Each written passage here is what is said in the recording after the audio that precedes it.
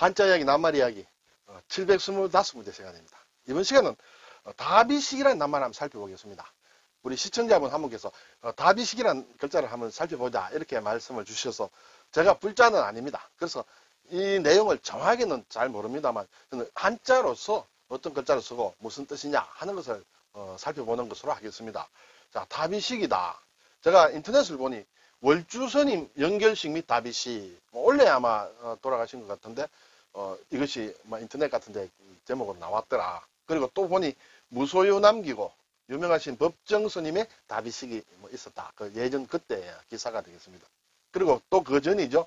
아버지 성철스님 다비식 때 먼 발치서 절만 9번 했다. 이것은 이제 성철스님의 따님이 계시죠. 불필스님이라고 제가 예전에 좀 읽어서 기억이 났는데 그때 먼 발치서 절만 드렸다. 다비식 때 이런 것이 있습니다. 자, 다비식이 한자를 어떻게 쓰느냐. 네, 차다자와 도울비예요. 차다자는 우리가 자주 접할 수 있는데 도울비는 그렇게 자주 접할 수 있는 그런 글자가 아니에요. 물론 있습니다만은 그래서 어쨌든 차 돕는다. 그럼 이것이 차와 돕는다는 무슨 뜻이 있느냐, 의미가 있느냐, 답이라고 할 때 그 의미가 있느냐 하면 별 의미는 없습니다. 왜냐하면 이 낱말 자체가 범어, 산스크리트를 이렇게 음력을 했다. 소리를 음차를 했기 때문에 이 한자로 자체로 쓰는 새길 의미가 별로 없다. 이렇게 되겠습니다. 어쨌든 한자로 이렇게 쓴다. 그럼 차다자다 또는 차라고 하죠. 얼마 전에도 한번 다뤘습니다만 이 풀이다. 풀이기 때문에 초두머리가 들어갔다. 식물이다. 그렇죠? 여기에 이제 이것과 나여자를 쓴다. 지난번에 다룰 때 제가 설명을 좀 빠뜨리는데 나여자 그대로 들어가는 것이 아니라 모양이 변했다. 모양이 변해서 들어갔습니다. 나여자라는 것은 삽으로 어떻게 울퉁불퉁한 그런 땅을 이렇게 고르는 것이다. 그래서 평평하게 한다. 좀 여유가 있게 한다. 그런 뜻이에요. 그래서 이것을 마시면 어떤 식물을 마시니 마음이 여유가 있어지고 아주 평온해지더라. 그것이 차다라는 그렇게 해석을 저는 그렇게 하고 싶습니다. 어쨌든 나여자에서 모양이 바뀐 것이다. 자, 도울비는 밭전에 견줄비다. 네, 견준다는 것은 뭔가 비교한다는 뜻도 있는데 조금 돕는다라는 그런 의미들도 좀 가지고 있습니다. 예, 이것은 사실은 사람을 뜻하죠. 사람이 두 사람이 나란히 있는 것이다. 밭과 무슨 소용이 있느냐. 사실은 어떤 분들은 옛 글자를 보면 밭이 아니라 이렇게 머리다. 사람의 머리 꼭대기에 숨구멍이 있는 모양이다. 이렇게 얘기도 합니다만 그렇게 따지면 좀 복잡해지죠. 어쨌든 이렇게 도울비다. 그리고 이 발음이 있다. 뜻도 여기에 좀 있다. 이렇게 되겠습니다. 근데 여기에 현재 밭전자와 아래에 견줄비가 있는데 이 밭전이 왼쪽으로 내려와서 이 같은 글자예요. 같은 글자. 네, 이렇게 양쪽으로 다 쓸 수 있다. 자, 그러면 이제 다비 자체로는 한자로는 의미가 없는데 사전을 제가 한번 봤습니다. 그래서 다비다. 자, 이것은 뜻은 불에 태운다는 뜻이다. 네, 원래 번역어인데 원래 원어로 치면 불에 태운다는 뜻으로 불교에서 화장을 이루는 말이다. 이렇게 되겠습니다. 주로 이제 불교에서 보통 하죠. 그리고 이제 의미는 육신을 원래 이루어진 곳으로 돌려보낸다는 의미가 있다. 라고 사전은 그렇게 나와 있습니다. 네. 그러면 이것이 어디서 온 말인가를 제가 사전을 여러 군데 찾았는데 차이가 좀 있어요. 사실은 범어에서 왔다. 또는 팔리어에서 왔다. 사실 좀 비슷한데 범어는 좀 고급 용어를 할까요? 팔리어는 조금 속어라고 할까요? 저도 정확히는 모르겠습니다만 어쨌든 그렇다. 근데 여기에서 제가 이렇게 사전을 여러 군데 보면 자세히 보니 이것이 조금 설득력이 있다. 예, 팔리어에서 왔다. 거의 같은 지역에서 쓰던 낱말이기 때문에 사실은 스펠이 하나 둘 이렇게 좀 차이는 날 수 있으리라 생각이 됩니다만 각각 다 사전에 나오는 말이다.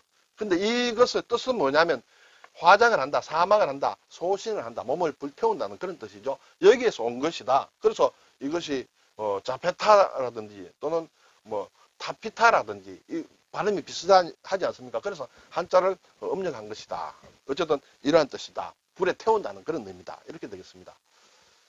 그런데 가끔 보면 이러한 글자로 답이라고 하는 경우가 있다는 것이에요. 이것은 초도 아래에다가 나여자 그대로 썼습니다. 예. 이 차일 경우에는 이렇게 글자가 변했죠. 변했는데 여기에 보면 나여자 그대로 쓴 것은 쓴박이 도다는 것이에요. 근데 이 글자를 써서 또 도울 비자를 써서 우리 식으로 읽으면 도비가 됩니다. 그렇죠? 근데 이것을 답이라고 하는 경우가 인터넷에 보면 가끔 나와요. 그래서 제가 이 조선 왕조실록을 찾아보니까 이 답이란 말이 한 5번 나오는데 이것으로 나오지 않고 차다자를 쓰는 답이로 사실 나오고 있어요. 그래서 일반적으로는 차다자를 쓰는 건데 간혹 이렇게 쓰는 것은 왜 그런가 찾아보니까 일본 사람들은 이 답이란 말을 발음도 답이라고 합니다. 이것을 이 글자를 쓴다는 것이에요. 쓴박이 도자를 써서 우리가 읽으면 도비인데 일본 사람들은 다비로 읽더라. 그리고 뜻이 같더라. 일본 사람들은 차다자를 쓴 다비는 쓰지 않더라. 이렇게 돼요. 그러면 우리나라 인터넷이라든지 뭐 어떤 서적에도 나올 수 있습니다만 그래서 왜 그렇게 이 글자를 써서 답이라고 하느냐는 것은 좀 잘못된 것 아니냐는 그런 생각도 우선 듭니다. 일본 사람들이 이렇게 쓰고 예전에 뭐 일제시대라든지 이런 때 썼을 가능성이 있습니다. 그래서 좀 잘못됐다라는 것도 제가 말씀드릴 수 있고 또는 이게 너무 전문적인 분야이기 때문에 종교의 분야이기 때문에 또 깊이 들어가면 이렇게 쓰는지 그까지는 제가 잘 모르겠습니다만 제가 한 사전에는 우리나라 사전에는 차다자를 쓰는 것이 맞다라는 것을 말씀을 드리겠습니다. 네. 조금 의문점이 있다. 자 이제 도울 비자가 우리가 잘 안 쓰는데 답이라고 쓰는데 이런 것을 많이 씁니다. 비로봉 우리나라 괜찮은 산에 올라가면 비로봉이 있습니다. 뭐 금강산의 비로봉이다. 뭐 어디 산의 비로봉이다.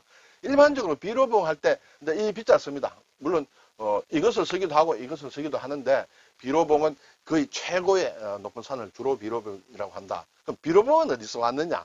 이 비자를 쓰기 때문에 제가 말씀드립니다. 이것은 불교의 비로자나 부처니, 비로자나 불에서 온 것이다.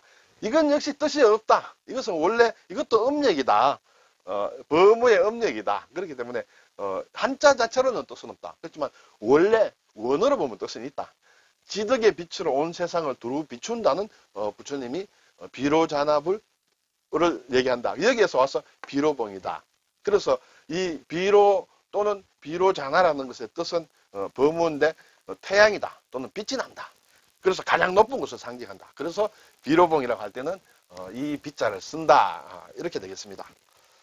자, 오늘 답이란 말 한번 살펴봤습니다. 답이 또 답이시 일반인들이 하는 것은 주로 답이라고 하지 않습니다. 그렇죠?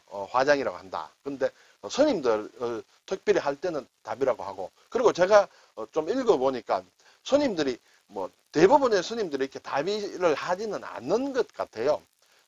절에서 제대로 된 답이를 하는 분들은 뭐 최근에 어느 통계를 보니까 17%밖에 안 되더라. 나머지 스님들은 이렇게 사실 좀 절차가 좀 엄격하고 비용도 좀 많이 드는 것 같아요. 돈이. 그래서 이제 몰라도 어쨌든 특별한 경우 아니고는 안 하시는 분이 많다라는 것도 제가 그때를 말씀을 드리겠습니다. 감사합니다.